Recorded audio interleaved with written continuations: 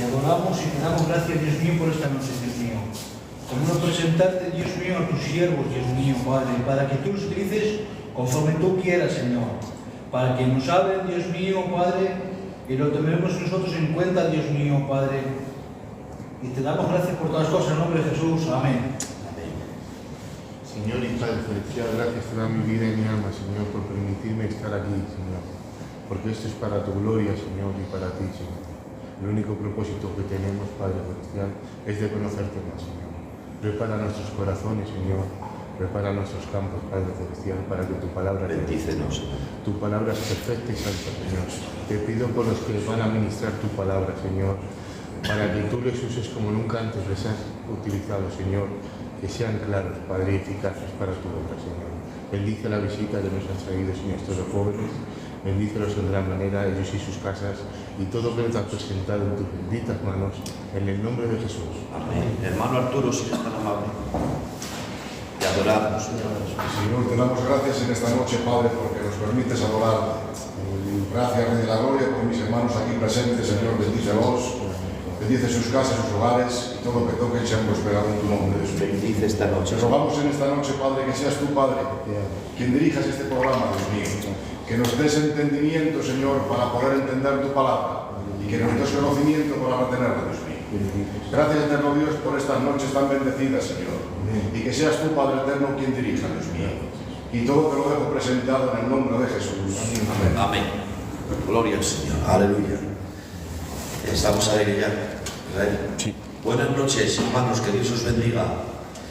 Un saludo de vuestros hermanos desde aquí. Estamos aquí un grupo de jóvenes en la Iglesia de la Paz, gloria al Señor, y también algún hermano de la Iglesia de Belén. Y estamos en esta noche contentos de poder compartir con vosotros un nuevo estudio. Gloria al Señor. Está mi hermano Jesús con nosotros, Jesús Barrul, y un servidor. Vamos a disfrutar en esta noche. Hoy me gustaría, Israel, que pudierais también recibir alguna pregunta del chat en directo, ¿vale? Entonces, si por ahí hubiera algún boli, pues no estaría mal, para que también al final va a haber un ciclo de preguntas. El tema va a ser neopentecostalismo y el hermano Jesús lo va a desarrollar, yo le voy a ayudar, pero la ponencia la va a traer mayormente él. Así que entramos ya al lío. Jesús, buenas noches. Buenas noches a todos, hermanos. Buenas noches a todos, hermanos. Agradecidos al Señor de poder estar una semana más en un programa intentando, gloria al Señor, transmitir una enseñanza bíblica necesaria para todos nosotros en un tema actual que aunque ya lleva unos años, gloria al Señor, en el cual estamos viendo este tipo de movimiento, el neopentecostalismo, sí, pues creo que no es malo recordar este tipo de herejías y este tipo de errores doctrinales para evitarlos y para que podamos rechazarlos en el nombre de Jesús. Amén.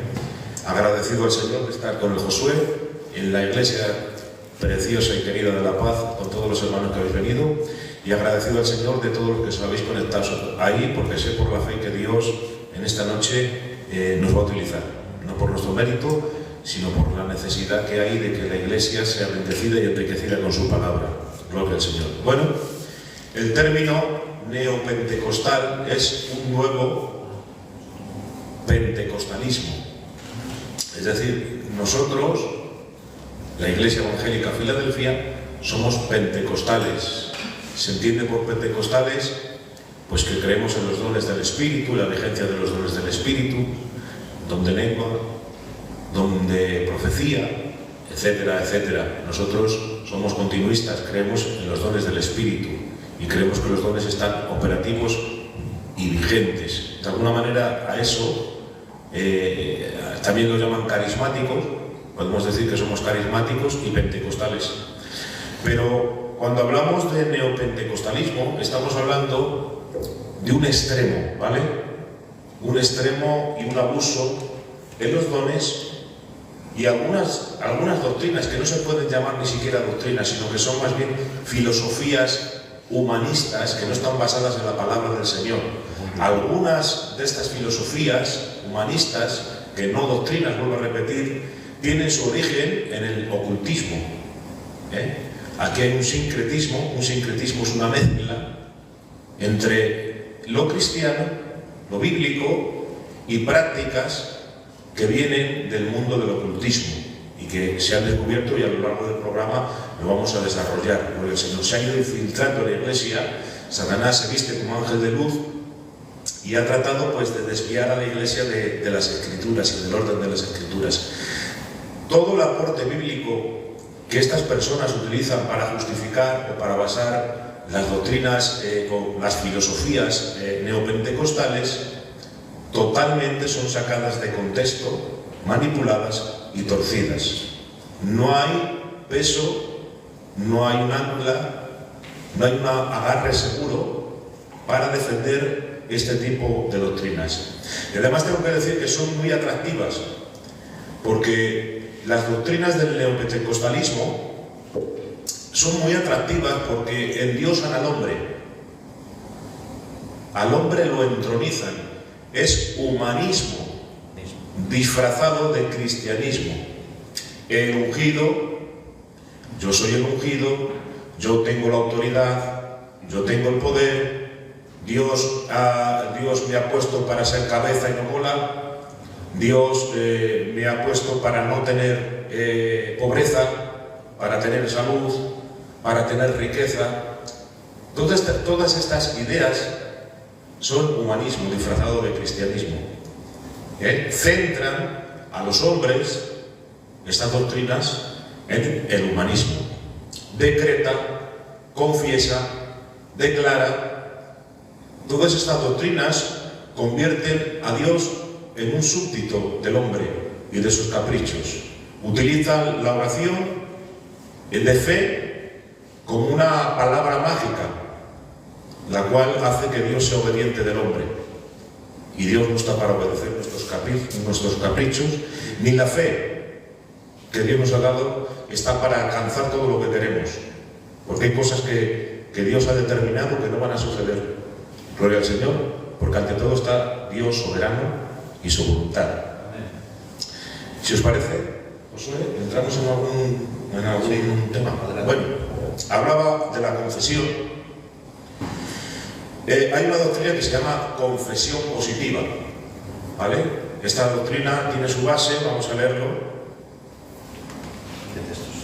Sí. Vamos a leer Proverbios, capítulo 18, versículo 21. Sí. Proverbios 18, 21 dice así: la muerte y la vida están en el poder de la lengua. El que la ama comerá de sus frutos. Este es el punto de partida que estas personas tienen. Como hemos podido ver, ellos acuden a la palabra, porque las falsas doctrinas salen de la Escritura. No salen de un tebeo de Mortadelo y Filemón, salen de la Escritura también. Lo que pasa es, claro, mal interpretada.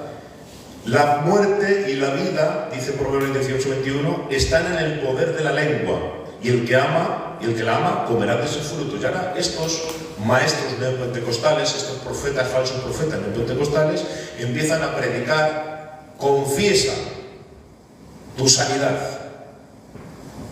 confiesa, porque según confieses, así va a ser el resultado. Pero eso se ha visto también en nuestros cultos. O sea que no es, este apartado no solamente se ha visto en los cultos de los latinoamericanos, eso también, ahora no tanto, dando gracias a Dios, pero os puedo decir que en los años 90, 95, ¿cuántas veces? No confieses derrota, confiesa victoria, no confieses pobreza, confiesa abundancia, levanta conmigo tu mano. Esto no es así, hermanos, porque yo puedo confesar el oro y el moro, pero eso no quiere decir nada. Entonces hay que hacer una buena exégesis de ese texto. Claro, ¿a qué se está refiriendo? Pues mira, el contexto, no podemos descontextualizar la palabra del Señor, sacarla de su lugar de origen, inventarme yo otro propósito y otro sentido. Gloria al Señor. El contexto, en el versículo 6 del mismo capítulo, está hablando de los labios del necio. En el versículo 8 del mismo capítulo 18 de Proverbios, está hablando del chismoso y de la chismosa. En el versículo 13 está hablando al que responde la palabra antes de oír, o sea, de la insensatez. En otros textos habla de la mentira. O sea, fijaros cómo el contexto va avalando y va apoyando en el que la muerte y la vida estén en el poder de la boca. ¿Cómo? Porque tienes un poder en tu lengua de que aquello que tú hables, aquello que tú digas, se vendrá a realizar tanto si es positivo o negativo. No, porque lógicamente, si yo veo un problema entre dos hermanos y yo soy una persona que apaciguo, que soy prudente de labios, que me arrimo a ellos y le quito hierro al asunto, que echo agua al fuego, al final voy a hacer que esos dos hermanos acaben quitando su enemistad y dándose un abrazo. Pero si por el contrario soy una persona malmetedora, una persona maliciosa, que voy y llevo y traigo y a uno le digo esto me ha dicho el otro de ti y al otro le malmeto también contra el otro, lo que estoy haciendo es provocar una discusión, una ruina, una quimera. ¿No creéis que hay un poder de vida y de muerte en lo que nosotros decimos? ¿Es así? La mentira, pues la mentira, ¿qué fruto tiene la mentira? Pues malo, perverso. La verdad tiene un fruto bueno. Gloria al Señor. La crítica, la murmuración. Pues a esto se refiere este texto cuando está hablando del que el poder de la vida y de la muerte están en la boca. Gloria al Señor. Es decir, lo que el texto está enseñando, la muerte y la vida están en el poder de la lengua, el que la ama comerá de sus frutos. Es decir, que de nuestra lengua puede haber consecuencias buenas y consecuencias malas. No significa que la lengua lo cause, sino que son las consecuencias de hacer un mal uso de nuestras palabras. Entonces, si por ejemplo yo con mis palabras pues me dedico a sembrar chismes o a ensuciar la imagen de los demás, pues tendrá unas consecuencias. Vendrán y me llamarán la atención o podré tener un percance. O sea, sí puede provocar consecuencias buenas o malas, pero no significa que en la lengua haya poder para decir confieso sanidad y que mi lengua tenga poder de sanarme. No, eso es metafísica, eso es un movimiento herético que se ha sembrado en muchos lugares, pero no es de Dios. Una de las cosas que confiesan a raíz de esta doctrina es la sanidad. Confiesa sanidad. Confiesa sanidad. Escucho una predicación hace poquito a uno de los grandes líderes de este movimiento neopentecostal, no voy a hacer el nombre por respeto, en el cual decía que ningún hombre de Dios ungido por el Señor debe morir antes de los 70 años, porque es una muerte antinatural. No encontramos un respaldo bíblico para eso, hermanos. Eso no es bíblico. Y ellos aluden también nuevamente a la Escritura. Ellos tienen textos. Ellos dicen, Isaías 53:5, mas él herido fue por nuestras rebeliones, molido por nuestros pecados, el castigo de nuestra paz fue sobre él, y por su llaga fuimos sanados. Fijaros, no tienes que enfermar, porque por su llaga hemos sido sanados. Hermanos, declararos sanos por la llaga de Jesús. ¿Cuántas veces hemos escuchado eso? Eso está mal. Como ha dicho Josué, en los 90 tuvimos la desdicha y la desgracia de que un programa llamado TVN infectara de estas doctrinas a todas nuestras iglesias, que en aquellos días no teníamos el conocimiento que tenemos hoy, gracias a Dios. Y abrimos la puerta a muchas de estas doctrinas heréticas, que más tarde han tenido un fruto nefasto. Mucha gente ha sido apartada, mucha gente se ha ido en pos de falsos apóstoles, de falsos maestros. Gracias a Dios, hoy, gracias a Dios, y gracias a la tarea de muchísimos hermanos, entre ellos Raúl de Burgos, que le agradezco todo el trabajo enorme que ha hecho ese hermano, Un trabajo precioso. pues se ha ido sanando y corrigiendo todo aquello. Mirad, aquí hay un contexto. Fíjate a lo que alude en el Nuevo Testamento, 1 de Pedro capítulo 2, 24.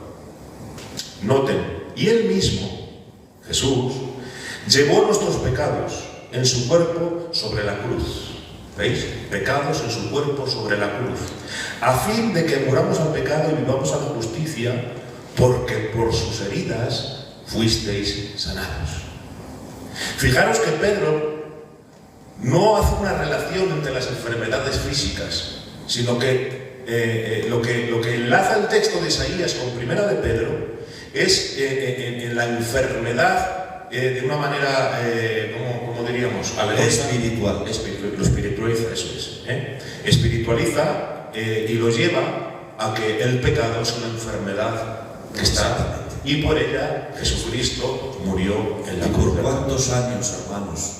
¿Por cuántos años a la hora de orar por un enfermo hemos citado este texto? ¿Por cuántos años?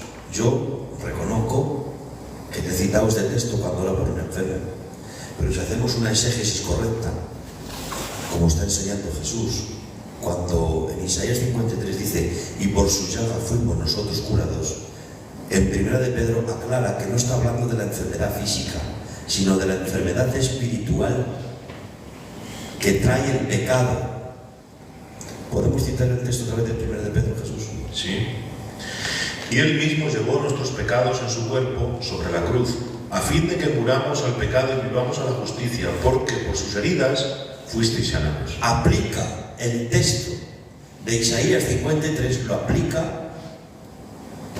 a la enfermedad espiritual. Luego entonces, que Cristo sana, amén. Que Él puede levantar muertos, amén. Él nos puede hacer volar.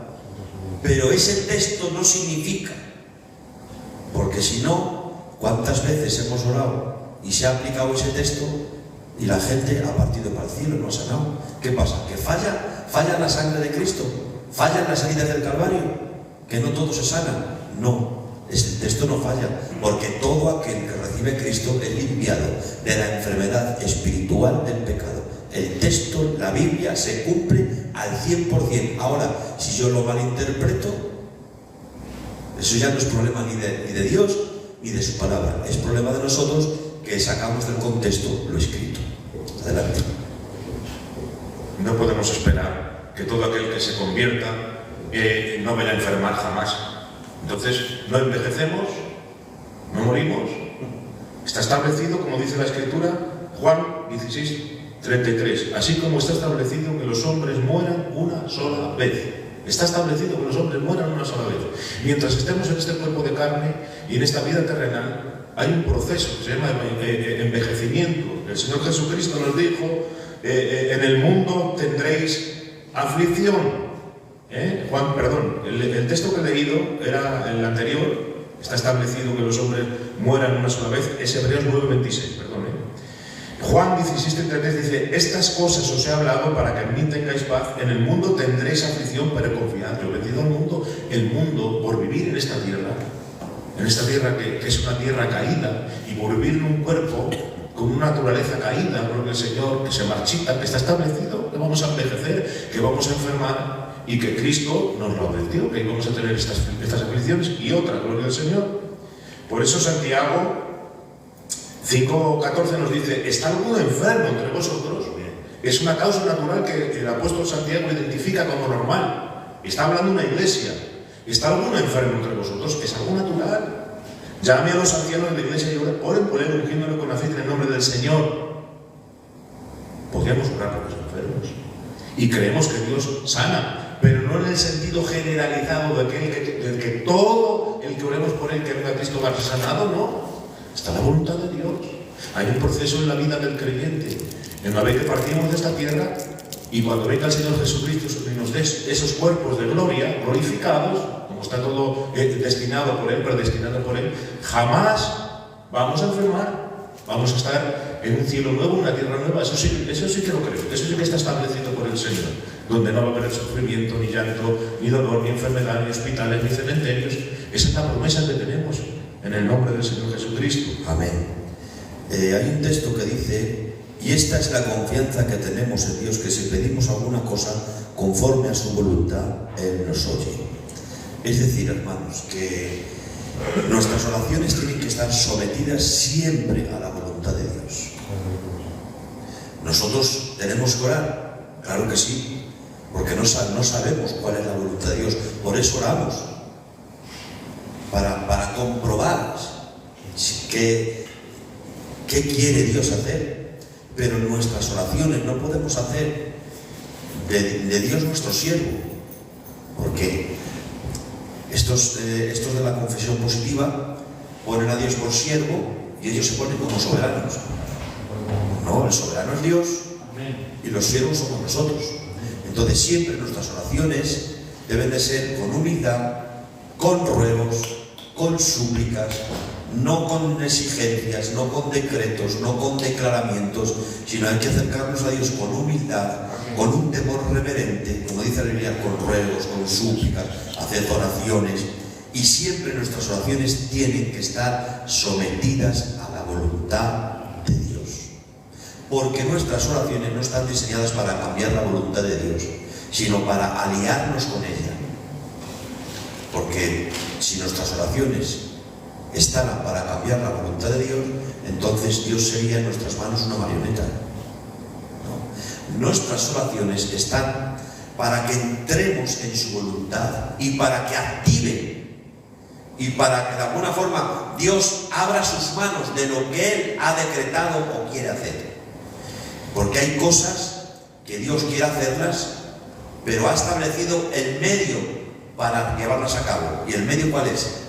La oración. Muy bien.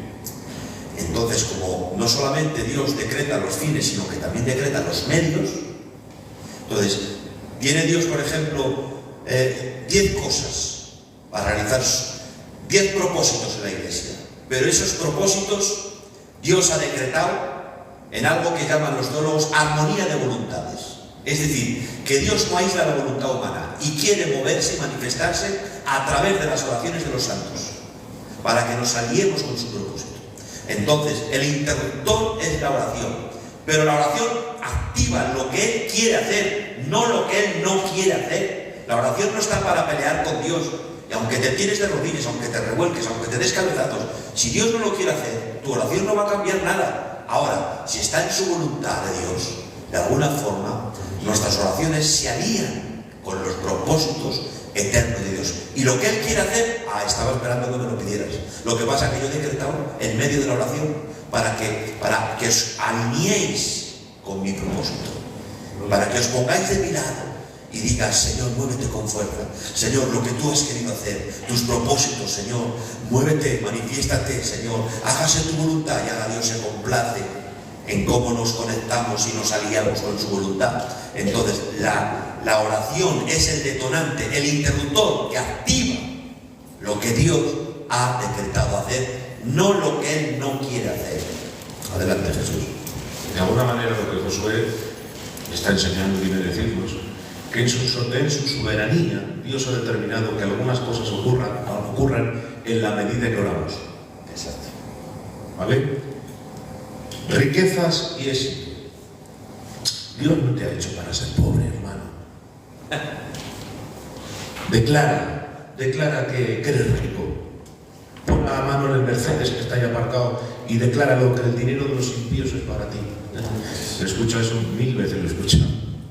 Declara que reniegas, renuncia, rechaza, confiesa positivo.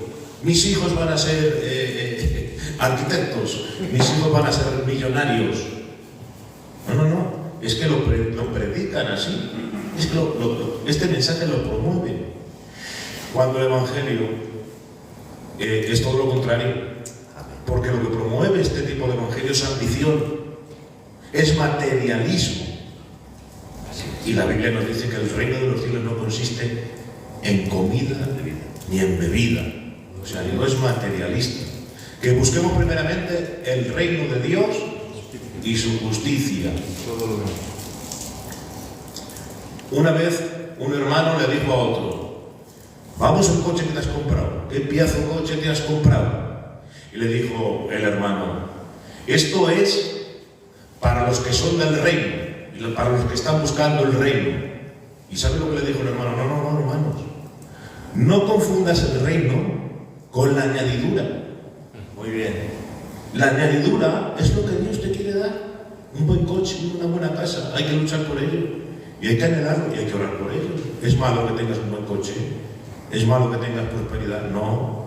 El malo es el afán y la ansiedad que denuncia la palabra del Señor. Estemos contentos con tener techo y abrigo.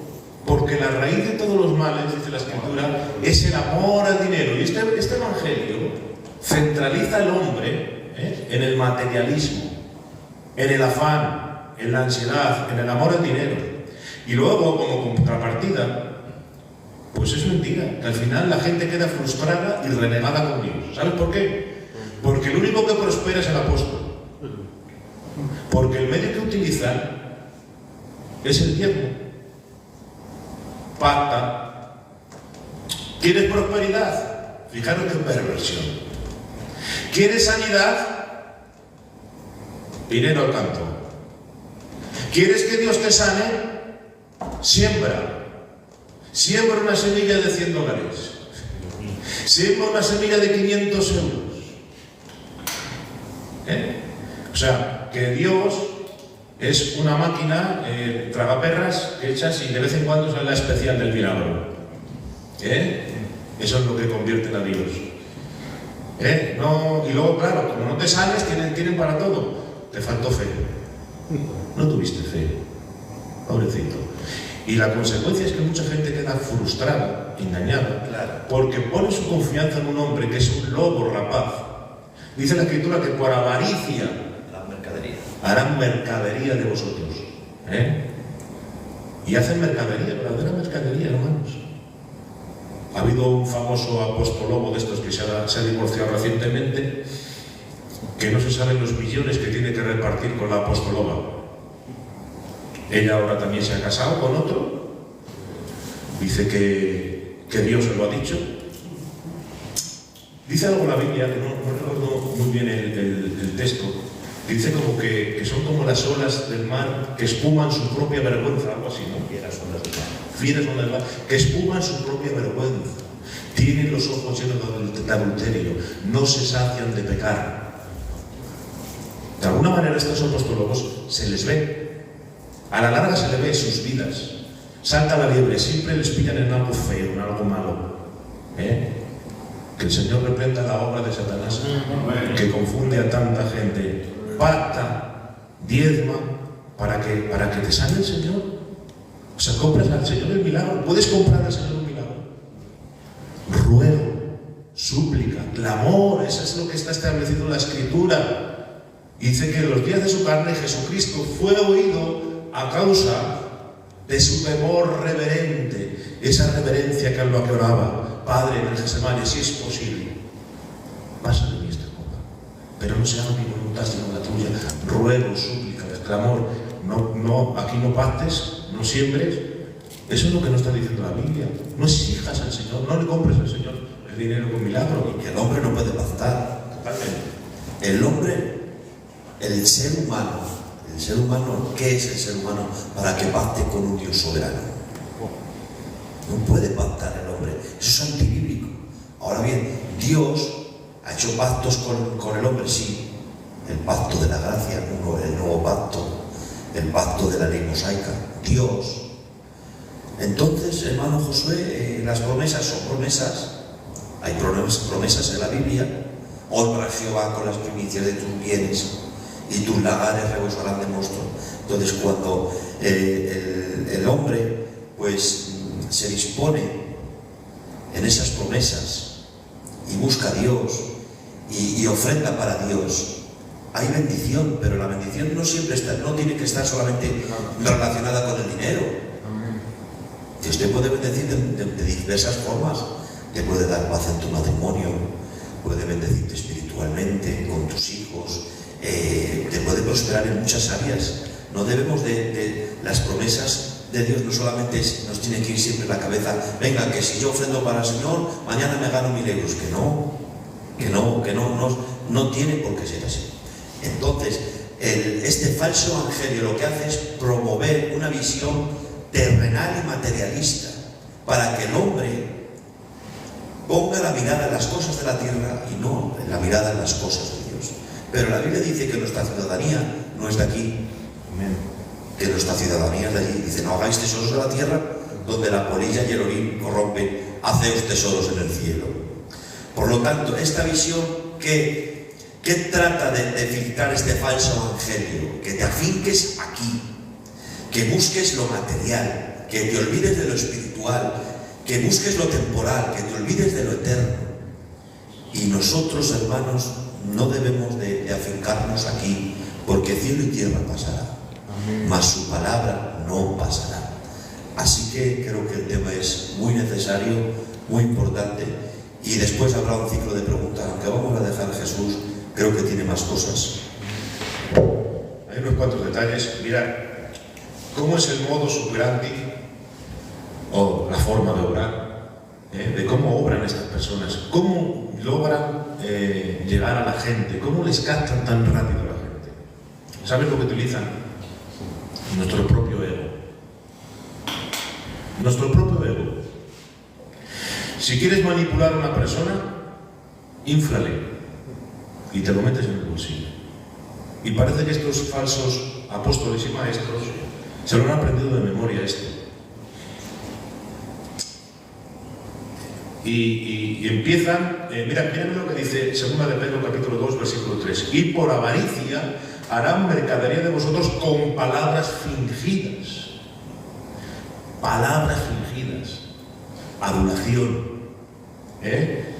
Catan a las almas mediante la adulación, llegándoles a su ego.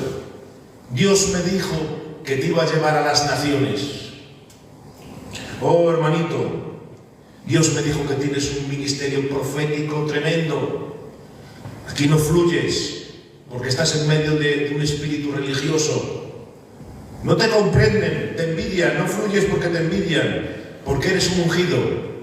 Y no esperes que los que no están ungidos no te entiendan. Fíjate qué forma de entender la unción.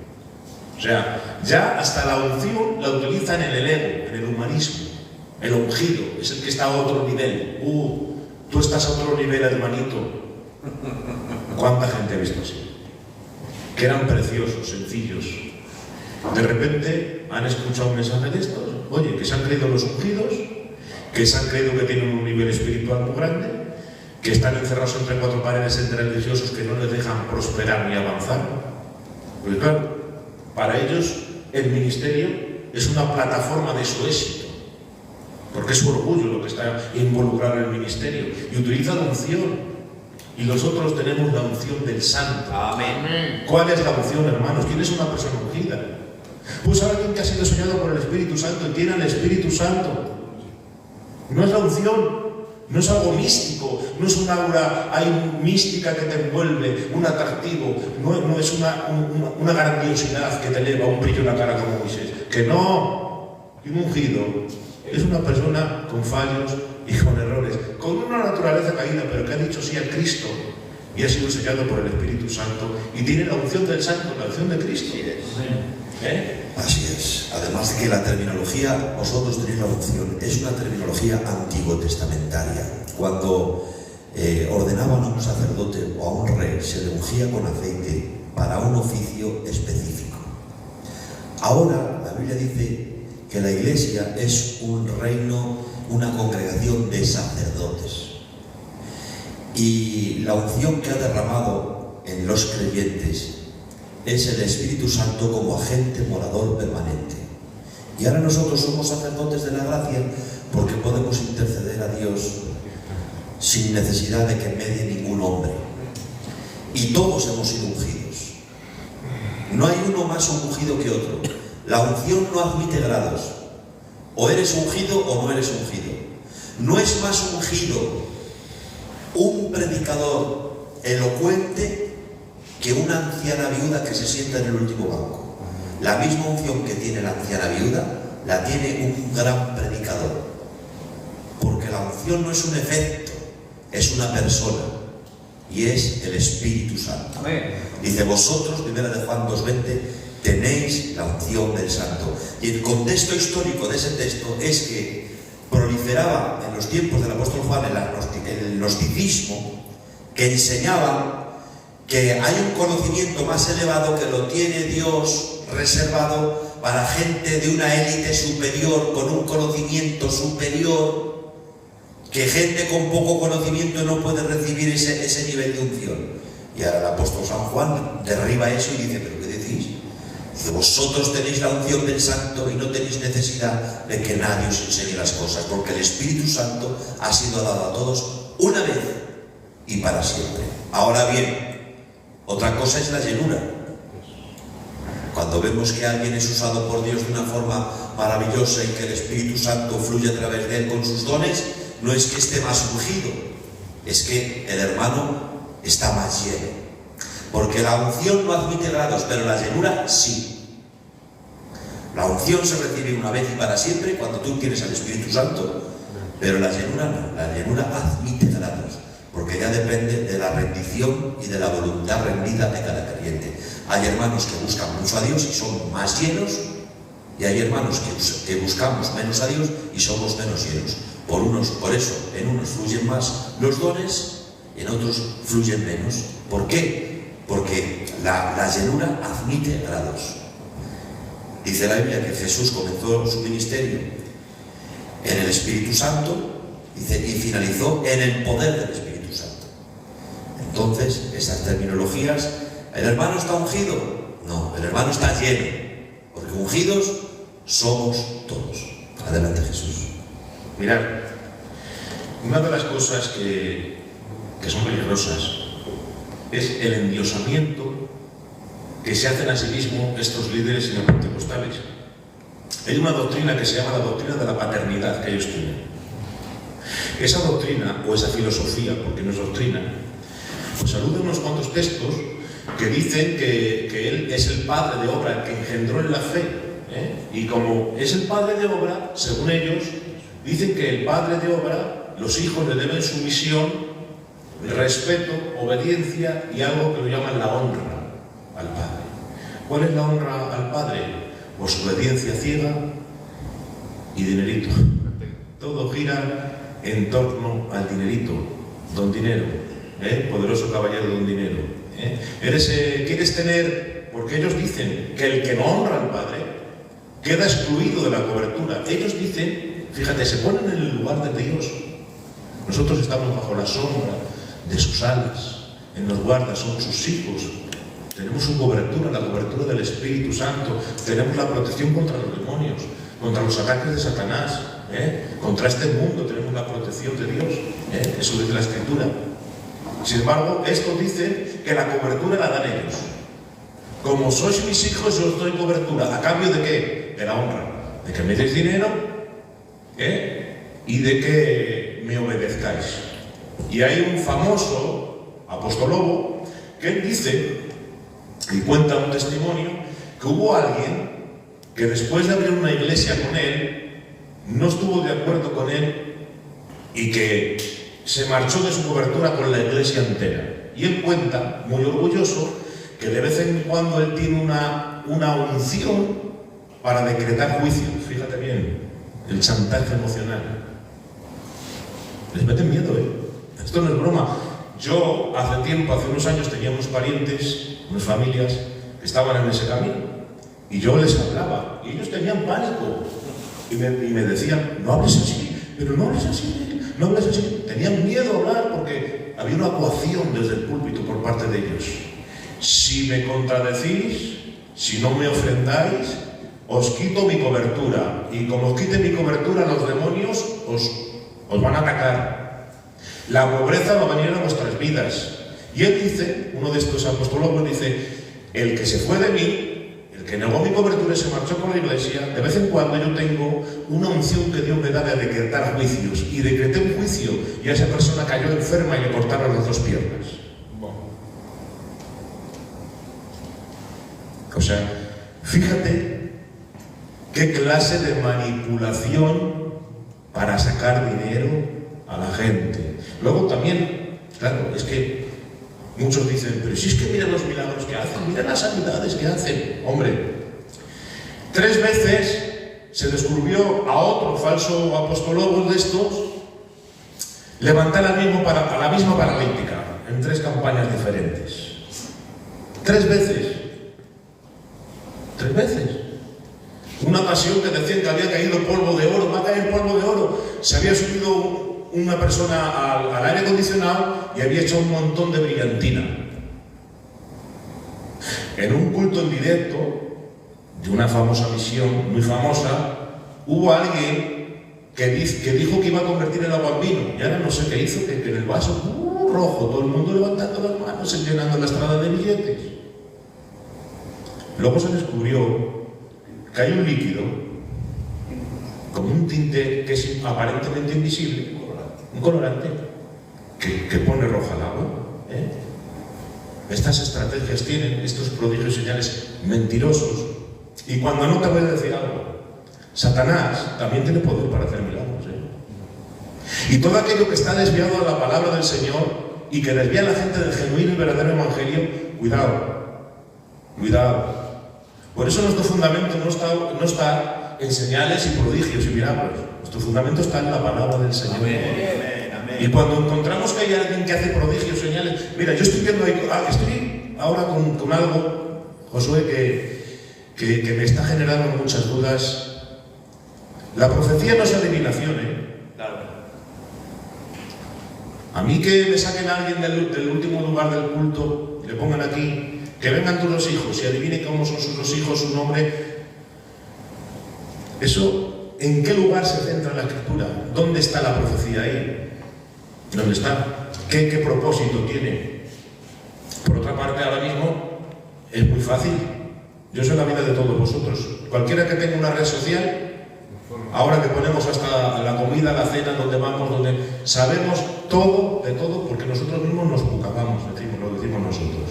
Y hay gente que ya se les ha pillado, indagando, preguntando, y luego van y hacen estos shows, estos espectáculos.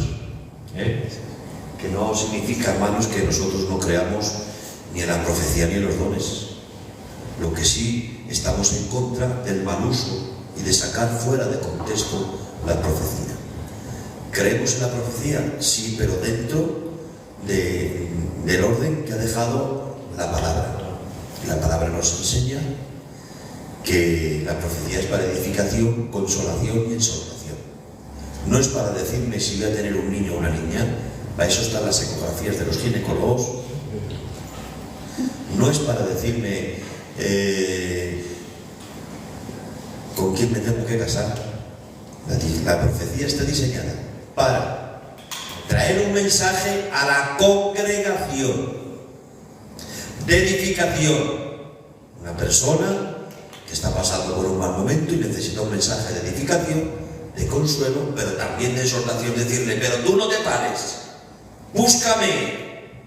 ¿De acuerdo? No es para nada más, porque se ha abusado tanto de este don que ha perdido credibilidad. Pero la culpa no es ni de Dios ni del don, es del abuso que hemos hecho del don. Porque como dice Jesús, hemos hecho un show. Entonces, ¿dónde está en la Escritura que yo vaya a una iglesia y tenga que dar 20 profecías? Pero ¿dónde está? Si la única profecía que puede hablar a 20, no a 20, a 1000, es esta. Tenemos la palabra profética más segura, la cual es nuestro ancla del alma. Por lo tanto, debemos de dejarnos de milongas, ni del veo, ni de hacer de los cultos un circo, sino vamos a buscar el fundamento, vamos a buscar ser una iglesia con solidez, con aplomo, con fundamento. No es el tiempo de ignorar, es el tiempo de conocer. El nombre de Dios sea glorificado. Además, vuelvo a matizar, como ha dicho Josué, que nosotros somos pentecostales y carismáticos, creemos en la profecía. A mí me han hablado en profecía, creo la profecía, pero yo lo que no creo es en el espectáculo, en el show, en esto que hacemos que genera en la gente, ¿cómo decirlo?, tanta expectación, todo el mundo esperando al profeta. Pero si Dios cuando quiere hablar te habla. ¿Qué hace Jesús? Hace un milagro, no se lo digas a nadie. Y lo decía, no se lo digas a nadie. Si no promovía el espectáculo, promovía su palabra, eso sí, se reunían las multitudes y ahí sí que le daba auge a su palabra, que creyera la gente en el mensaje. Amén. Y que se convirtieran. No se van a convertir nadie por un milagro, se van a convertir cuando se cree en la palabra del Señor. Entonces, debemos recibir la profecía totalmente, claramente, fehacientemente. Y creemos en la lengua. Creemos en la lengua, en la profecía, el Espíritu de Dios, los dones operando en la iglesia. Son para ahora, ¿vale? El mal uso, el llevarlo a un terreno que no es bíblico y que no es de Dios. Y utilizar esos dones para exaltarme a mí, para ponerme como el superungido. Eso es lo que Dios nos va a dar en su palabra. Amén. Llevamos un ratito ya. ¿Te parece bien si entramos a las preguntas? Venga. ¿O queréis añadir algo más? Yo no sé si ha entrado alguna pregunta en el chat, Israel. De momento no. Bueno, pues aquí hay varios hermanos en el que podemos pasarles el micro. Por ejemplo,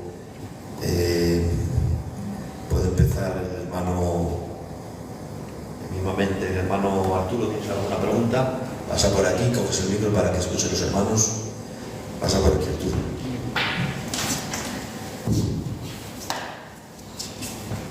Sí. Aquí. Ahí. Sí.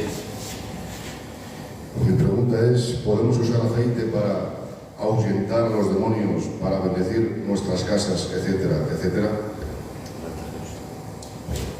Esta es una buena pregunta. Porque una de las cosas que fomentan estos hombres del neopentecostalismo es el misticismo, el fetichismo. Necesitan ver cosas tangibles y visibles porque no reciben por fe lo que ya reciben por fe. Entonces, la pregunta concreta, ¿cómo era? Repítemela. ¿Podemos usar aceite para ahuyentar a los demonios? No. El aceite es un símbolo, que era una sombra que simbolizaba al Espíritu Santo. El aceite en ningún momento de las Escrituras, ningún apóstol, no hay ninguna directriz apostólica para la Iglesia en el cual utilicemos el aceite como un amuleto para repeler a los demonios. No, hay mucha gente que en su casa, pastor, ora por la casa, que veo sombras, que hay una mala presencia, y hay gente hay pastores que se han brindado a eso, y han ido, han orado, han ungido. A mí vino una vez una persona y me ungió la casa, me ungió la puerta, hace años ya de esto. Qué penica de aceite y con lo cara que está. ¿Qué adelantas echar aceite si en tu casa hay desorden y hay pecado, que es lo que abre la puerta a Satanás? Cierra la puerta a Satanás, vive una vida digna, en consonancia con la palabra del Señor. Apártate de toda contaminación y ya verás cómo van a dejar de aparecer sombras. Van a dejar de aparecer sombras. Va a dejar de haber mala presencia. Cuando empieces a orar en casa, a buscar a Dios, a vivir una vida conforme a las Escrituras, no te va a hacer falta aceite ni nada que simbolice el Espíritu Santo, porque el Espíritu Santo va a estar. Y cuando tenemos ya lo real, lo verdadero, ¿para qué queremos el símbolo? No hay ninguna instrucción que los demonios se atemoricen con aceite. He visto verdaderas barbaridades en estos hombres y mujeres. He visto cargar bidones de aceite en avionetas. ¿A que no lo habéis visto esto vosotros? Yo lo he visto. En avionetas. Orar, ungir ese aceite, santificar ese aceite, subir en avionetas echando por la ciudad. Porque la ciudad así va a ser liberada del crimen, de la delincuencia, de la drogadicción. Bendito sea Dios. Se multiplicó la drogadicción, se multiplicó el crimen, se multiplicó la delincuencia, porque los fetiches no existen. No sustituyamos el Evangelio por fetiches. Prediquemos la palabra del Señor y así va a ser libre la gente del poder de Satanás. Sí. Es importante que hagamos una buena exégesis del texto de ungir a los enfermos. Creo que es importante y vamos a poder interpretar. Vamos a ver. Santiago capítulo 5, a ver si encuentro el texto. ¿Dónde viene Jesús? El texto de en Santiago, estoy en verde, ¿cómo lo voy a encontrar? Aquí Santiago capítulo 5, verso: ¿Está alguno entre vosotros afligido? Que ore. ¿Está alguno alegre? Que cante alabanza. ¿Está alguno enfermo? Llamen a los ancianos de la iglesia para que orando por él lo unjan con aceite en el nombre de Jesús. Y la oración de fe sanará al enfermo y el Señor lo levantará. Si hubiere cometido pecados, le serán perdonados. Confesaos vuestras ofensas unos a otros y orad por unos a otros para que seáis sanados. Repito, confesaos vuestras ofensas para que seáis sanados. Es importante interpretar el texto. Aquí no está hablando de que siempre que haya un enfermo se le unja. Aquí se está hablando de un enfermo que está sufriendo las consecuencias de un pecado inconfeso. Confesaos vuestras ofensas para que seáis sanados. Porque como vosotros sabéis, nosotros somos hijos de Dios y tenemos un Padre que a veces el Padre, dice la Biblia, tiene que emitir disciplinas. Dice: no menosprecies al que ama. Hijo mío, no menosprecies la disciplina del Señor, ni desmayes cuando por él eres reprendido, porque el Señor al que ama la disciplina y azota a aquel que es tenido por hijo. La palabra en sí ya es una disciplina. La palabra tiene normas de conducta y tiene correcciones y tiene mandamientos. Esta palabra ya es una disciplina. Cuando un creyente se salta esta disciplina y hace caso omiso a los mandamientos y vive en desorden, se salta esta disciplina, Dios como Padre tiene que sacar el azote. Dice: no menosprecies la disciplina del Señor, porque el Señor al que ama la disciplina y azota al que recibe por hijo. Está la disciplina, que la disciplina significa corrección, y está el azote. Entonces dice: si os dejaseis sin disciplina seréis bastardos. Pero nosotros no somos bastardos, un Padre tenemos que es Dios. Entonces a veces estos azotes o estas permisiones que Dios permite en un creyente no es para destruirnos, es para edificarnos. No es para echarnos a perder, es para llevarnos al arrepentimiento. Y a veces no significa que toda enfermedad sea la causa de un juicio de Dios o de una permisión de Dios. No toda enfermedad. Hay enfermedades que son causas naturales, o hay enfermedades que son producidas por nuestros desórdenes alimenticios. Pero sí puede haber casos puntuales en que Dios como Padre nos azota, con el fin de ¿qué? De corregirnos y llevarnos al arrepentimiento. Si os dejaseis sin disciplina seréis bastardos. Ninguna disciplina en presente es causa de gozo, sino de tristeza, pero al final da fruto apacible de justicia a los que por ella han sido ejercitados. Hebreos capítulo 12. Entonces, dice el apóstol Santiago: y si hubieran cometido pecados les serán perdonados. Es decir, cuando hay ciertas enfermedades que son causadas por un pecado inconfeso, por rencillas contra un hermano, antes de orar y de ungir, el hermano tiene que confesar su pecado. Dice: confesaos vuestras ofensas para que seáis sanados. Y orad por él y ungirle con aceite. Y la oración de fe, no el aceite, y la oración de fe sanará el enfermo. Amén. ¿Veis qué diferencia, haciendo una buena exégesis a las locuras que se han hecho? Que ha habido gente que ha ungido hasta los bancos. ¿Y qué soporte bíblico hay para eso? Subirse en una avioneta y echar garrafas de aceite al aire. Pero ¿qué locuras son esas? Por eso la palabra nos equilibra y nos ordena. Gloria al Señor. Vamos a dejar más paso a las preguntas. Hay una pregunta. Pasa por aquí, para que si no, no te entiendo. Hay una pregunta de un hermano. Sí. ver, hay una pregunta de un hermano, Jonathan García, y pregunta: Dios manda a Samuel ungir a David y le dice: si te preguntan, di que vas a hacer sacrificio. ¿Por qué pregunta este hermano? Dios manda a ungir a Samuel. Dios manda a Samuel ungir a David y le dice: si te preguntan, le dice Dios, si te preguntan, di que vas a hacer sacrificio. Claro, porque... Este hermano, ¿por qué? Sí, vamos a ver. Porque lo que no quería Samuel era alarmar al pueblo. ¿Vale? Él venía a ungir a David. Y claro, cuando ellos veían a un sacerdote o a un juez, enseguida se alarmaban. ¿A qué viene? Viene a dar una profecía, viene a traernos juicio. Entonces, para no alarmar ni traer expectación, ni para que la gente le siguiera, pues mira, dile que vas a ofrecer el sacrificio.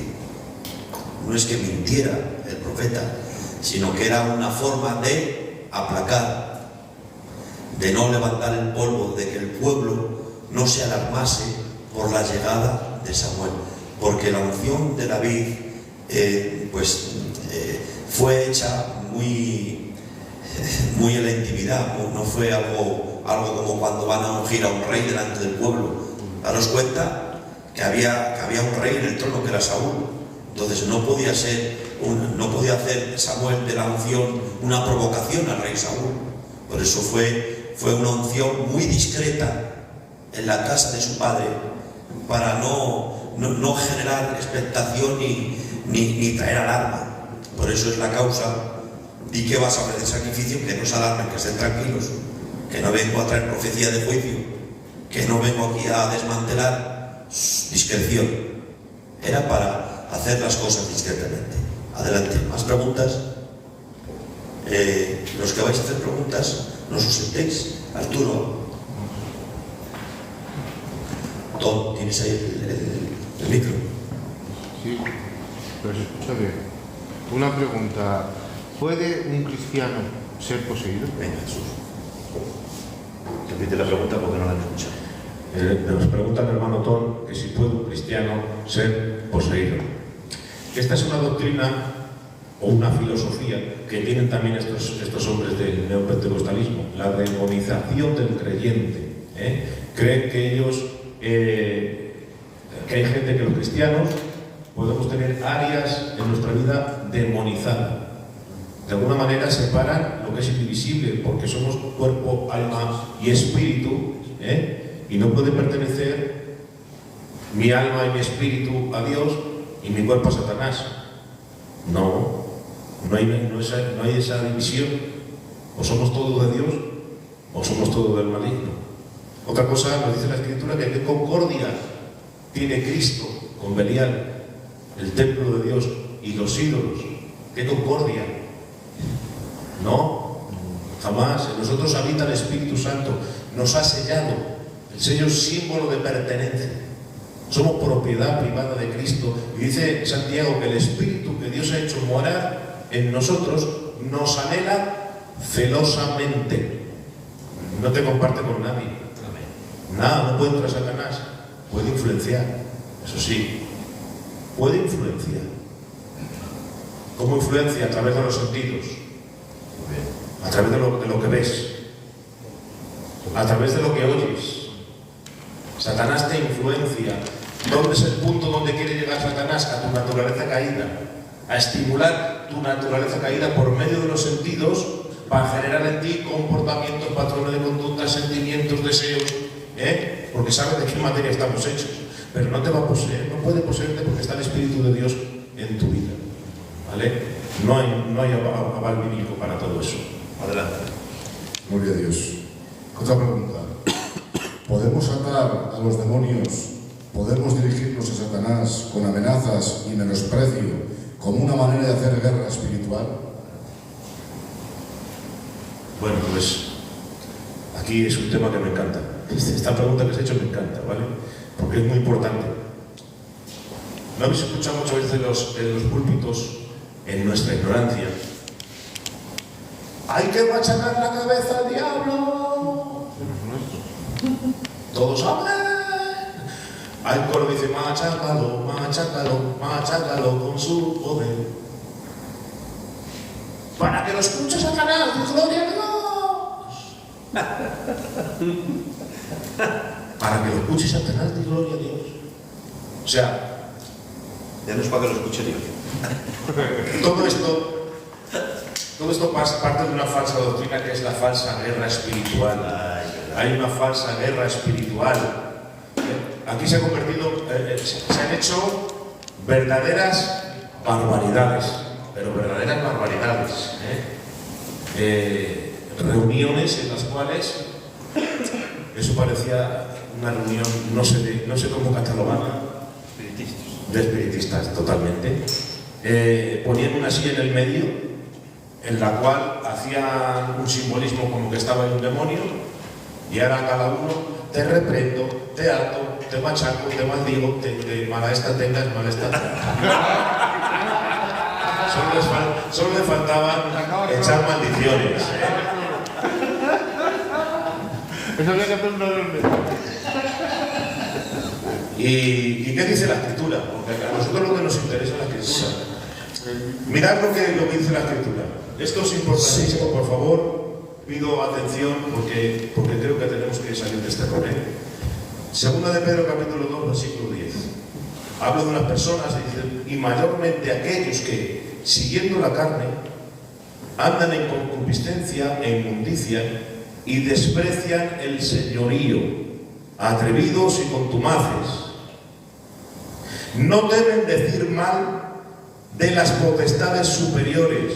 Y atención, mientras que los ángeles, que son mayores en fuerza y en potencia, no pronuncian juicio de maldición contra ellas delante del Señor. Es decir, que un ángel lleno de potencia, lleno de gloria, santo, perfecto, no se atreve a decir un juicio de maldición contra un espíritu maligno. Y tú y yo, que tenemos una naturaleza caída, que somos débiles, que con un chasquido de dedos un demonio nos derretería si no fuera por el poder de Dios que nos preserva y nos guarda, nos atrevemos a insultar, a maldecir, a decir 40 pestes de los demonios. Otro texto, Judas 1:8. No obstante, de la misma manera, también estos soñadores mancillan la carne, rechazan la autoridad y blasfeman de las potestades superiores. Y pone un ejemplo. Pero cuando el arcángel Miguel contendía con el diablo, disputando con él por el cuerpo de Moisés, no se atrevió a proferir juicio de maldición en contra de él, sino que le dijo, el Señor te reprenda. Un arcángel enviado por Dios para hacer una tarea, y él, que sabe que Satanás tiene más poder que el propio arcángel, no se atreve, porque no va en su nombre, va en el nombre del Señor. Claro. La autoridad y el poder que nosotros tenemos es en el nombre de Jesús. Yo no tengo ninguna autoridad sobre los demonios, a no ser que Cristo me dé esa autoridad. Yo no me puedo dirigir en un combate hacia ellos. Ya voy con un espíritu de orgullo. ¿Creéis que esto es bueno, dirigirte a Satanás en tu propio orgullo? Creyendo que tienes poder, que tienes esa autoridad, que tú puedes hacer todo lo que quieras. No, la Escritura nos dice que no. Los apóstoles no lo hicieron. Claro que no. No tenemos ninguna enseñanza del Nuevo Testamento para la Iglesia que nos diga que tenemos que hacer Es que reuniones. no les vemos a los apóstoles perseguir a los demonios.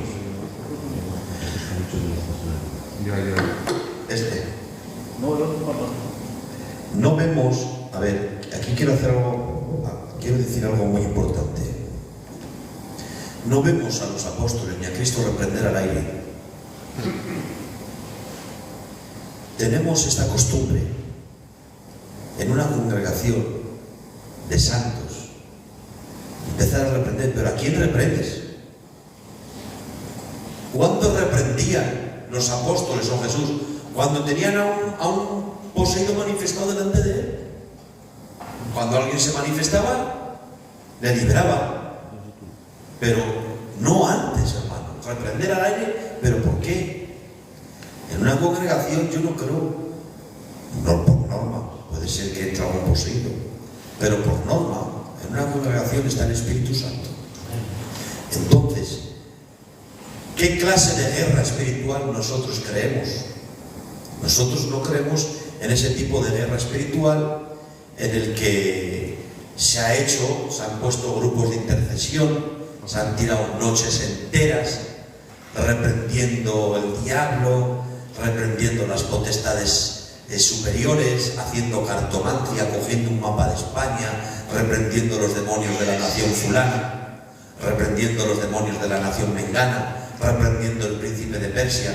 Eso es un fanatismo, eso es una locura. Les puede dar el diablo un susto, les puede dar un susto, porque eso no es guerra, eso es espiritismo. Totalmente.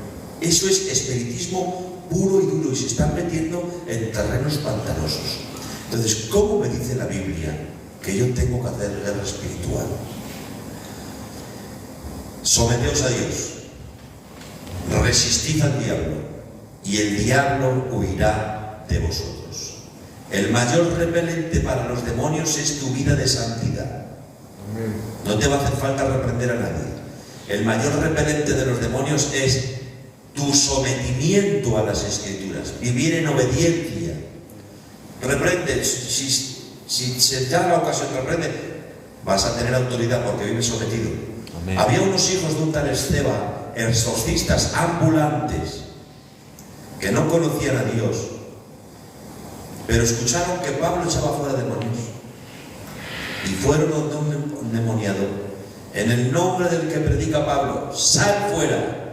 Y el demonio les dijo: a Pablo conozco, al que predica Pablo, que es Jesús, le conozco, pero vosotros, ¿quién sois? Visiones. Les pegó una paliza, porque no se puede reprender a nadie si tú no estás en sintonía con la Escritura y ni eres conocido por Dios. Siempre citamos el texto: resistid al diablo y huirá. Ese no es el orden. El orden no es resistir al diablo y huirá. Coged esto: someteos a Dios, número 1. Resistid al diablo, número 2, y huirá de vosotros. La capacidad de tu resistencia está en tu sometimiento a Dios. Si tú estás avalado por una vida piadosa, puedo asegurarte que los demonios no podrán tocarte. Amén. Amén. Mira, parte de un texto sacado de contexto totalmente. Ellos hablan de que cuando Daniel estaba orando, iba a venir un ángel a darle un mensaje a Daniel, pero que en el trayecto se encontró a un demonio, al príncipe de Persia. Era un demonio y que le estuvo reteniendo, y hubo una guerra espiritual entre ángeles y demonios, y que ellos dicen que nosotros tenemos que interceder, reprender a ese principado. Pero resulta que Daniel, mientras oraba, era inconsciente totalmente de lo que ocurría en la esfera espiritual, y no tuvo que reprender al demonio. La lucha era entre ángeles. Él no tuvo que reprender, ni echar aceite, ni ungir, ni declarar, ni decretar. No tuvo que hacer nada de eso. ¿Qué hizo? Seguir orando. Y seguir orando y clamando al Señor. Efesios capítulo 6. ¿Cuál es la verdadera guerra espiritual? ¿Cómo combatimos a Satanás?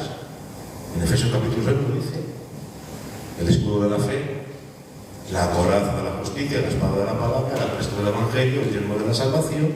O sea, cosas que no tienen nada que ver con esta falsa guerra espiritual. Que tengas fe en medio de la dificultad, en medio de la adversidad, que eches mano de la fe, que seas un hombre de fe. Cuando todo te dice que Dios no está contigo, tú creas la palabra del Señor. Eso es luchar contra Satanás. Amén.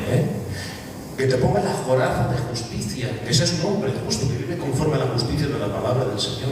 El apresto del evangelio, que te prepares para servir al Señor, para esforzarte en el evangelio, para llevar la palabra a toda criatura. Una vida práctica. Una vida práctica de fe. Esa es la verdadera guerra espiritual.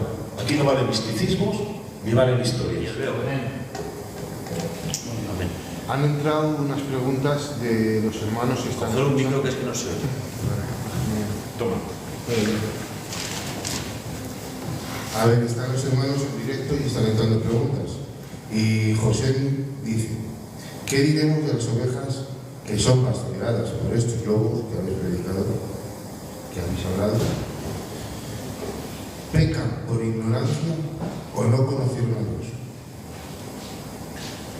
Hombre, son presa fácil por causa de su ignorancia. La Biblia dice seducen a las almas inconstantes.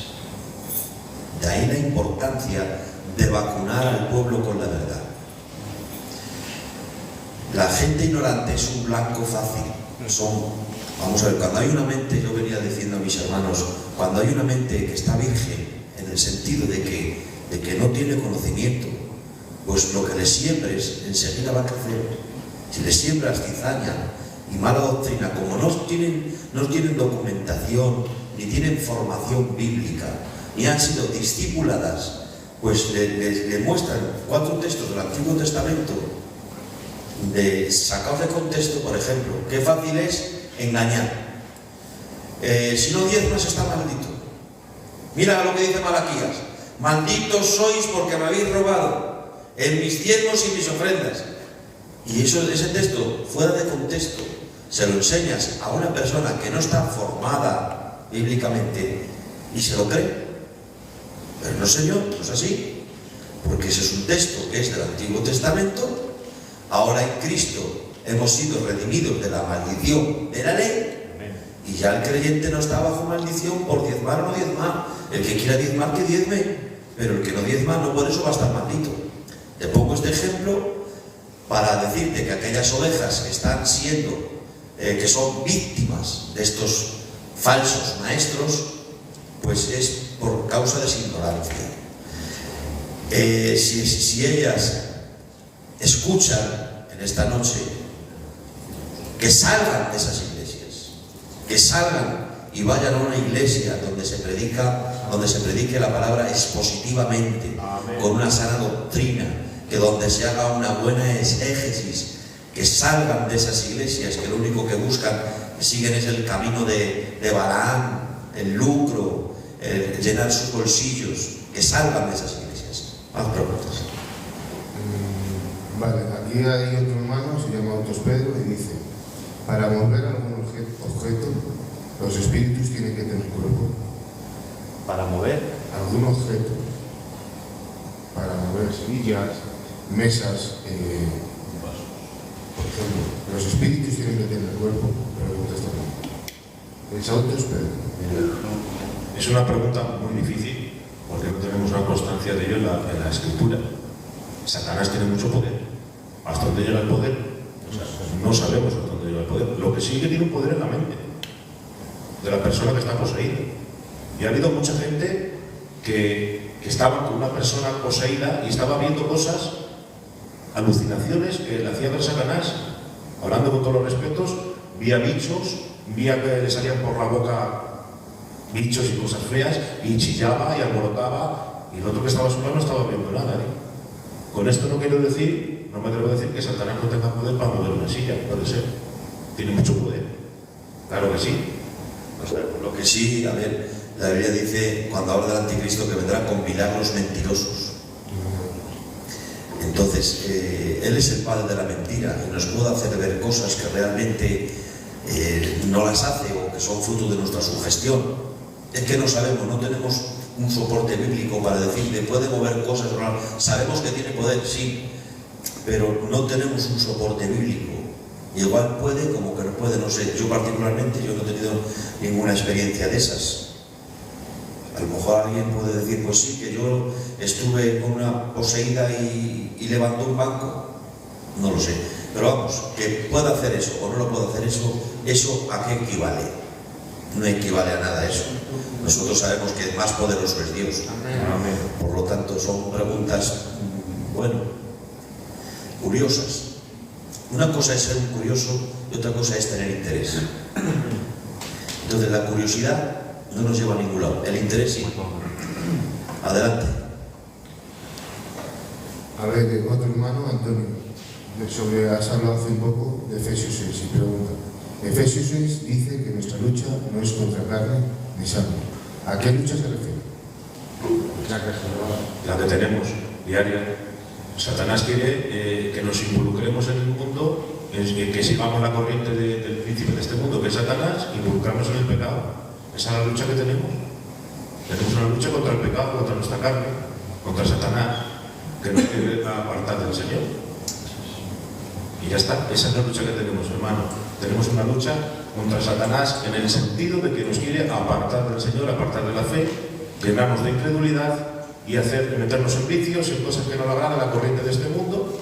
Y nosotros tenemos las armas de nuestra milicia, que no son carnales, para batallar de una forma bíblica y correcta contra Satanás, que el Señor lo reprende. Amén. Otra pregunta, hermanos. ¿Tenemos poder en nuestras confesiones? Sí, creo que eso ya lo hemos hablado antes, y nuestras confesiones ni nosotros tenemos ningún tipo de poder. Toda esa fábula que saben que venden los maestros del neopentecostalismo, el poder está en tu lengua, confiesa sanidad y te sanas, confiesa riqueza y te enriqueces. Eso es mentira. No. Ahora bien, ¿hay consecuencias temporales de tus confesiones? Sí. A veces cosechamos consecuencias, como he dicho antes. Si tú criticas de alguien o eres un chismoso, no esperes tener muchos amigos. Si tú faltas al respeto a alguien, pues lo único que te puedes esperar es que te lo falten a ti. O al contrario, hay consecuencias, hay frutos, hay consecuencias temporales por tener un vocabulario o por tener una lengua que hable a destiempo, o que la Biblia dice, hay palabras que son como golpes de espada, pero las palabras del hombre justo son como medicina. Nosotros como creyentes, nuestras palabras tienen que sanar, no tienen que herir. Entonces, nosotros no creemos en el poder de la confesión positiva. Puedes tirarte toda la noche confesando, soy rico, soy esto, soy lo otro. No, eso no va a cambiar nada, porque nuestra lengua no tiene poder creativo. El único poder creativo lo tiene su palabra. Su palabra sí tiene poder creativo, nosotros no. Nosotros, todos esos movimientos lo que hacen es endiosar al hombre. Lo dicen ellos. Nosotros somos Jehová Junior. Jehová Junior. Pequeños dioses.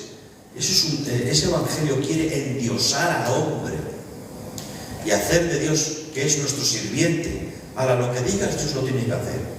Ponen a Dios como un sirviente y al hombre le ponen como soberano. Y eso es contrario a las Escrituras. Más preguntas.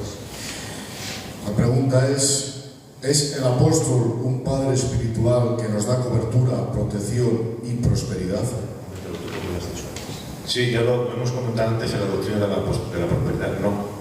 El apóstol no te da protección y prosperidad, te lo da Dios. Su cobertura, su protección contra los demonios lo tenemos mediante Jesucristo y el Espíritu Santo que está con nosotros.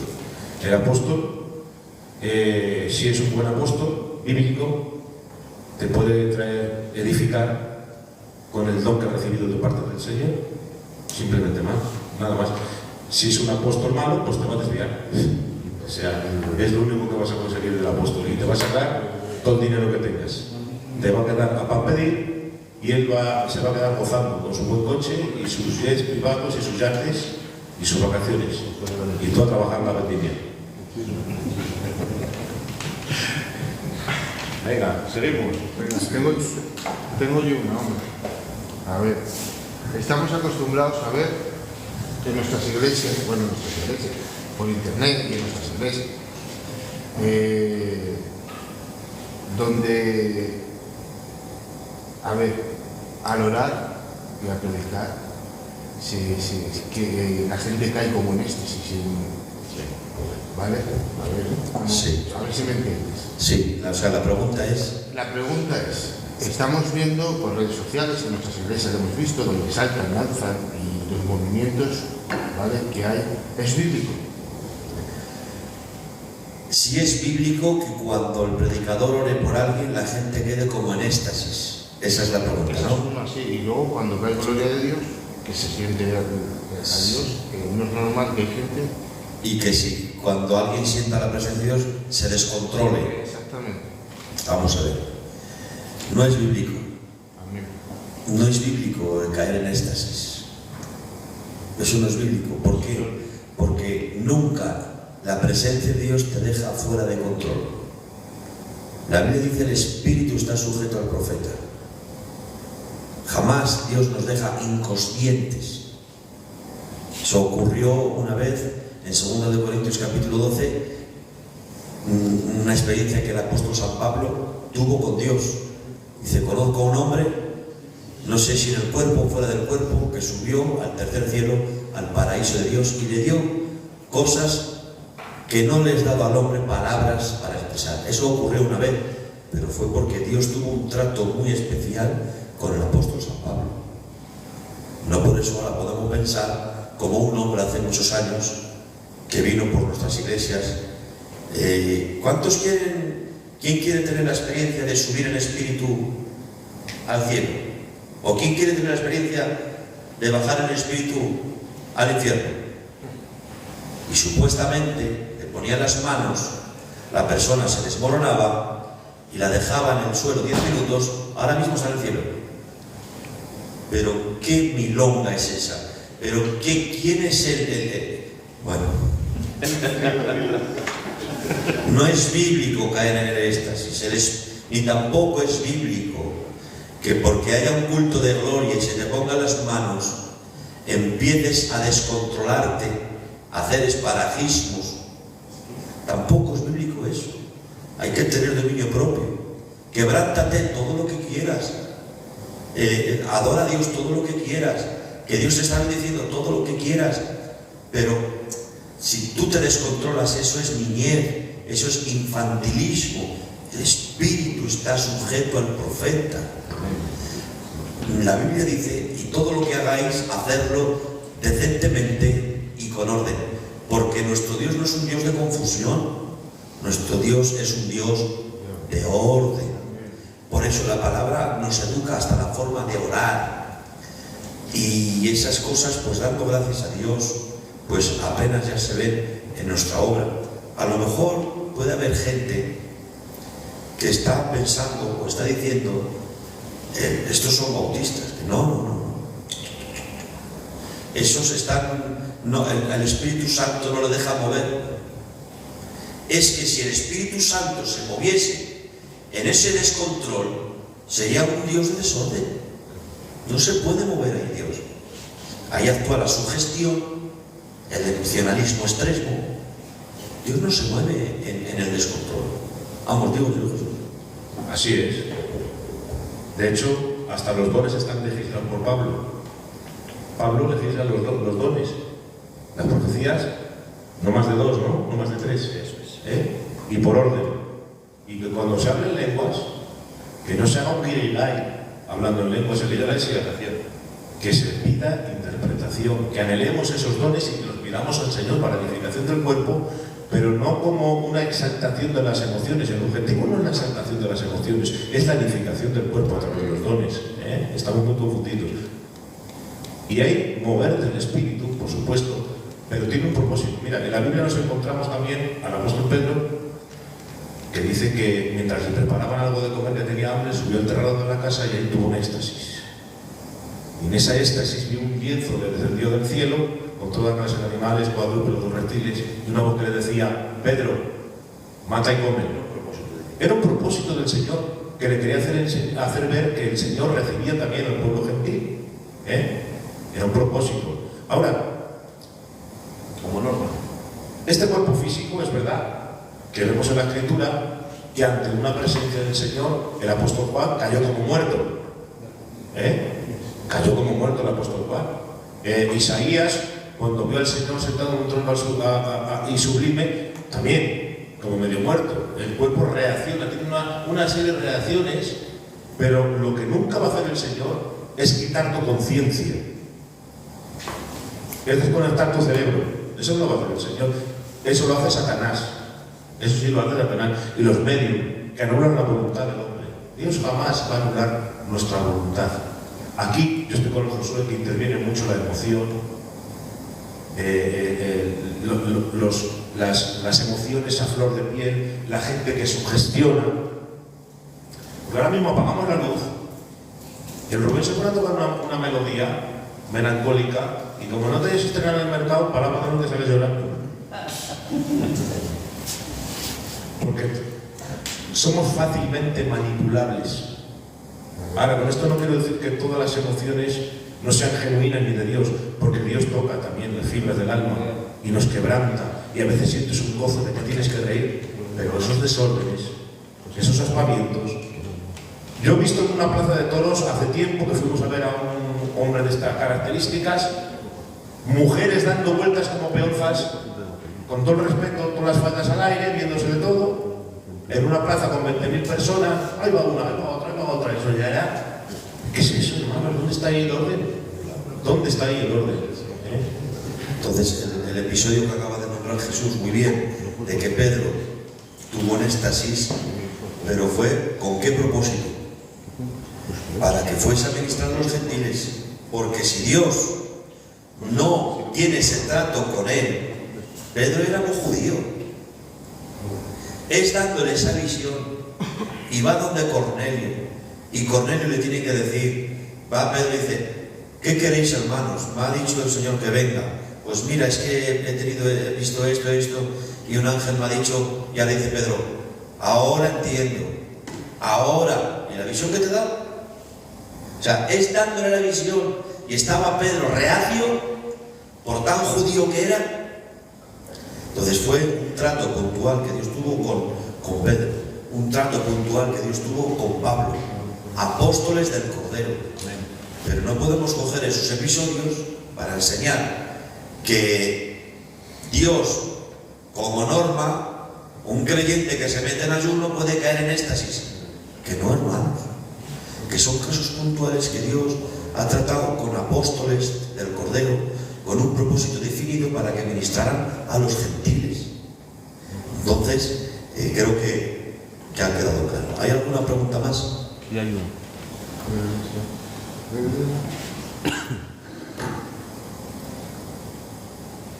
Dice aquí Juan Silva. Entonces, ¿cómo explicas que el centurión que dijo, manda tu palabra y sanará a mi criado, no fue por fe? Sí, hermano, pero ¿qué tiene que ver eso con lo que estamos hablando? Vamos a ver, si nosotros creemos, vamos a ver. No malinterpretéis, hermanos, que nosotros estamos hablando en contra de los extremos del neopentecostal. Nosotros creemos en el poder de Dios. Nosotros sabemos que por la fe Dios puede obrar. Dios es soberano. Dios es poderoso. Lo que estamos enseñando es de los extremos, los desórdenes, del fanatismo. Claro que Dios sana. Y claro que Jesús hizo muchos milagros. Y claro que Dios sigue sanando. Y Dios sigue moviéndose poderosamente. Pero cuando Él quiere, como quiere, con quien quiere y donde quiere. No porque nosotros hagamos la peonza, como decía Jesús, o porque nosotros unjamos las paredes, o porque nosotros decretemos. No, eso no.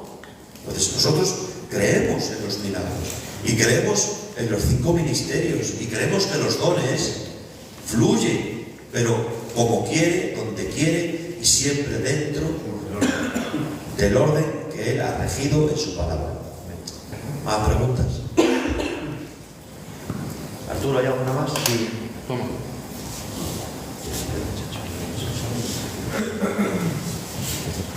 A ver, hermanos, ¿podemos recibir una maldición generacional y estar pagando el pecado que hicieron nuestros antepasados, y para librarnos debemos pedir perdón por los pecados de ellos? Esta es otra falsa doctrina, las maldiciones generacionales. Y como casi todas las que tiene, se basan en un texto bíblico, en Éxodo capítulo 20, versículos del 5 al 6, dice: no te inclinarás a ellas, ni las honrarás, hablando de las imágenes, porque yo soy Jehová tu Dios, fuerte y celoso, que visito la maldad de los padres sobre los hijos, hasta la tercera y la cuarta generación de los que me aborrecen, y hago misericordia a millares, a los que aman y guardan mis mandamientos. Y ahora ellos te dicen: Dios visita la maldad y maldice a los descendientes. Visito la maldad de los padres sobre los hijos hasta la tercera y cuarta generación. O sea, el pecado que cometió un antepasado mío, de mi cuarta generación, lo estoy pagando yo. Y por eso hay que romper esa maldición generacional reprendiendo a Satanás. Fíjate qué exégesis hace en el texto. Primero, la maldición supuestamente no la hace Satanás, la hace Dios. Es Dios el que visita la maldad, no Satanás. Entonces tú no puedes reprender a Satanás, porque es una maldición que viene originada por Dios. Eso para empezar. Segundo, la maldición es sobre los que le aborrecen. No puede ser que yo sea un cristiano y porque mis antepasados cometieron tal fechoría, yo esté pagando lo que han hecho mis antepasados con una maldición que viene de parte de Dios, cuando yo no aborrezco a Dios. Porque dice, y hago misericordia a millares, a los que aman y guardan mis mandamientos. Otro texto dice, y Josué lo ha citado también muy bien en el Nuevo Testamento, que no hay ninguna condenación, que nos ha librado de toda maldición Jesucristo. Y hay otro texto que no recuerdo dónde está, que dice, los padres comieron las uvas agrias y los hijos comen entera, pero ya no será así, porque el alma que pecare, el que pecare, la responsabilidad es propia, ciertamente morirá. Entonces, no hay maldiciones generacionales. Mentira. Los que estamos en Cristo Jesús, lo único que tenemos que hacer es pedir al perdón al Señor por nuestros pecados. Eso sí. Y aún en el Antiguo Testamento, aun cuando en ese tiempo reciben esa palabra, dice, pagará hasta la tercera y cuarta generación de los que me aborrecen. Es decir, esa palabra de los que me aborrecen significa que los hijos de los hijos y los hijos de los hijos de los hijos tenían la misma conducta por la influencia de sus progenitores. Y no es que Dios echara la maldición, pues ahora lo pagan hasta los bisnietos. No, es que los bisnietos y los nietos tenían esa tendencia, tenían ese caminar por la influencia de sus padres, donde recibían el castigo, no por una maldición incondicional que Dios de forma arbitraria ha dicho, pues ahora lo van a pagar hasta las 3 generaciones. No, es que como la descendencia tenía la influencia de los padres y de los abuelos y seguían en la misma costumbre, en las hechicerías y en las idolatrías, ellos hacían lo que habían visto sus padres. Mi padre adoraba, pues yo también. Y claro, por eso recibían ellos esa consecuencia. Por eso dice, de los que me aborrecen, ¿vale? Pero si había una generación en el que sus caminos se volvían a Jehová, como muchos reyes, como fue Ezequías, como fue Josías, esa maldición se cortaba. Porque no es una maldición arbitraria de Dios, sino es por causa de su tendencia y de su mala conducta impía. Y en la gracia, pues igual. El pecado no se hereda. El pecado, tanto la salvación, es personal, y el que peca, peca de forma personal. Entonces no me va a imputar a mí el Señor los pecados de los ancestros. Sería un Dios injusto. Adelante. Perdona un segundito, que quiero hacer una puntualización. Porque mira, con este tema de las maldiciones generacionales hay aberraciones. Hay personas que se dedican a hacer algo que se llama regresión mental. Esto está disfrazado de cristianismo, pero es hipnosis. Es una hipnosis. Esto es satanismo, esto es ocultismo. Y ahora hay que hacer una regresión mental. Hay que regresar por medio de una especie de hipnosis, que entran en un trance. Volvemos a lo de antes, que si se pierde la capacidad de conocimiento propio y una hipnosis, entras en trance, una regresión mental, y ahora en esa regresión mental ves a tu quinto abuelo que no sé qué hizo para allí, mató a uno, no sé qué, y te está cayendo a ti la maldición. Y ahora tienes que pedir perdón al Señor por ese pecado que hizo tu quinto abuelo. Que no tenemos quinto abuelo, por cierto, no hay quinto abuelo, por eso lo digo, ¿vale? Entonces, es que hermanos, es que es una lesionada tan grande. Y hay gente que lo cree. Claro, ahí entran en trance, que hay un poder malo ahí. Porque eso no es vivir con ese Dios. Pero entran en trance y visualizan a su antepasado, no sé qué, matar, no sé qué, hacer el pecado, y ahora, Señor, te pido perdón por ese pecado que me cometió mi antepasado, y ahora ellos se sienten libres de esa maldición. Ya no es Cristo que perdona. Ya no podemos, nosotros, en primer lugar, no podemos pedir perdón por lo que ha cometido un difunto. Yo no puedo pedir perdón por lo que ¿Qué es eso? Si son actores católicos, ¿no? Claro. Son doctrinas satánicas, endemoniadas. Ni se puede pedir perdón por los pecados del difunto, ni debemos hablar con los difuntos. Dicho de paso, me ha venido esto a la mente, pero como ha nombrado mi hermano Jesús a los difúnticos, pues os voy a decir algo importante. Hoy en nuestras iglesias hay gente que habla con los seres queridos que están en el cielo como una forma de desahogo, y van y se tiran ahí media hora hablando a la piedra. Eso no es de Dios. Está prohibido por la Biblia invocar a los muertos, y por esa práctica puedes dar lugar al diablo. La Biblia dice que nuestros seres queridos han pasado a una mejor vida y los tiene Dios guardados. Amén. Y eso es un engaño del diablo. Así que, por si acaso, lo digo, eso no lo hagas, porque estás dando lugar al diablo. ¿Hay alguna pregunta más? La última pregunta que creo que has hablado es si puede un cristiano estar cosido. Sí, ya lo hemos dicho. La batería. Que se está acabando la batería, que cortemos ya. Bueno, creo, hermano, que son las 12 de la noche. Creo que Dios nos ha bendecido, ¿verdad? ¿Qué os parece si nos ponéis todos por acá antes de que corte la misión y todos juntos oramos al Señor y damos gracias? Pasar aquí adelante, hermanos. Hacemos aquí un círculo. Gloria al Señor. Amén. Aleluya. Gracias, Israel. Muchas gracias. Aleluya. Vamos a hacer una oración. Gloria al Señor. Y vamos a dar gracias a Dios por esta reunión, este estudio. Gloria al Señor. Amén. Y vamos a dejar, por favor, que pase por aquí, aleluya, el hermano Esteban, y que demos gracias a Dios por esta bendición, donde Dios nos ha bendecido este hogar. Gloria al Señor. Gracias. Te adoramos, te glorificamos. Pasad por aquí, hermanos, para que los hermanos se edifiquen de ver. Gloria al Señor. Vamos a levantar nuestras manos y vamos a dar gracias. Te adoramos, Señor. Te exaltamos. Gracias por este culto. Por esta dicha, este privilegio de poder escuchar a tus hermanos, Dios mío, Señor, que nos hacen alimentarnos, Dios mío, de tu palabra, Señor, abre nuestra mente, Señor, y nos hacen fortalecer nuestra capacidad en ti, Dios mío. Gracias por estos hombres. Síguenos bendiciendo con poder y gloria. Bendice a la audiencia que está a través de ese teléfono, Dios mío, Señor.